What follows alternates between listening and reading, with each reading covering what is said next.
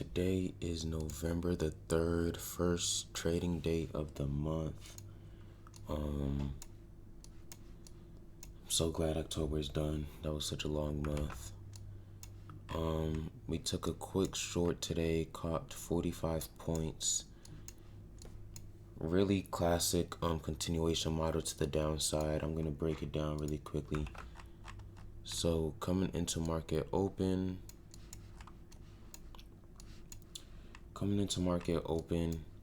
obviously mark at our highs and our lows, and we have a 4-hour gap that was created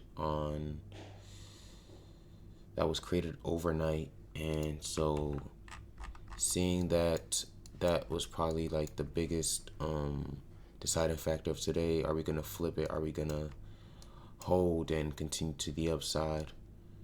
We also have this 1-hour gap right here, this 1-hour bullish gap that we see right here, and we have our new week opening gap right below us that got tagged, sort of. Yeah, it got tagged at 1:30 a.m. We see this massive push to the upside, and coming into market open, we originally flipped this 1-minute bull, but I wasn't taking trades due to the fact that we did have ISM manufacturing news. We had that at 9 a.m. So I was waiting for that. We have this tap. Before we tap into this 1-hour, 4-hour bullish gap, we created this 1-minute bearish fair value gap that we see was respected multiple times. We have that first push down, we have this second push down, and then we have this third push down. And so my thought process is either we're gonna flip this or we're gonna hold and continue to the downside and look for shorts. And so we have this tap into this 1-hour bull, and so usually you would think, my fault, I got construction going on in the crib. But what was I saying? Once we see this 1-hour bull get, and we see this huge displacement out of it, you might think, okay, that's a V-shaped recovery. We swept Asia lows, and now we can go for higher. But we don't. Yeah, that would be a good scenario if we didn't have this 1-minute bearish gap above us. I wouldn't take this trade due to the fact that that's not my model.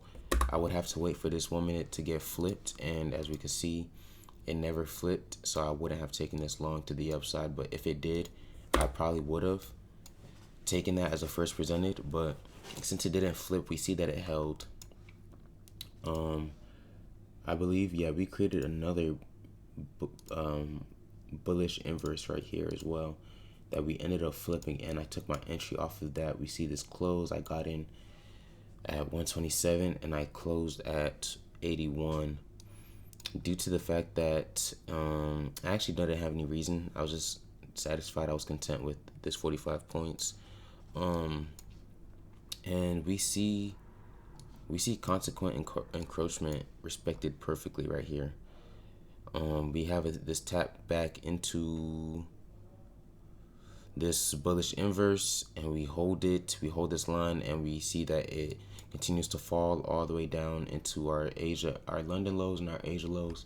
It ended up tapping new week opening gap, so I probably could have held this, but I just didn't care to.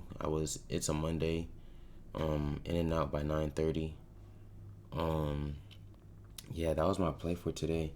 Nothing too complex, it's the same model every day. Get in, get out, make your money, go home. I hope y'all made some bread today. Yeah.